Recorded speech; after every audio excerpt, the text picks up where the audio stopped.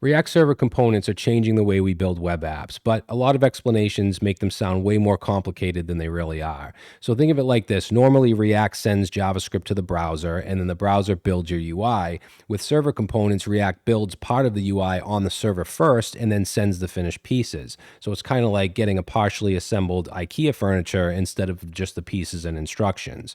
So let's take a look at this regular component. We need to use the useState hook to hold the user data. UseEffect will trigger the fetch, and then we make a network request from the browser to the API. Now let's look at the same thing as a server component, and notice it's an asynchronous function. I'm hitting the database directly with await, and there's no hooks, no API calls, no client-side data fetching.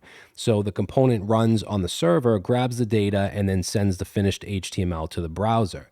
Now there's three big wins here. First, you have smaller JavaScript bundles because server logic doesn't ship to the browser. Second, you're using direct database access, which means faster data fetching. And third, you get better SEO because content renders on the server. I've seen apps reduce their bundle size from 30% just by moving data fetching to server components. Now, one thing to remember is that server components can't use hooks or handle events, so they're for data fetching and rendering. You still need to use regular client components for interactive stuff like buttons and forms.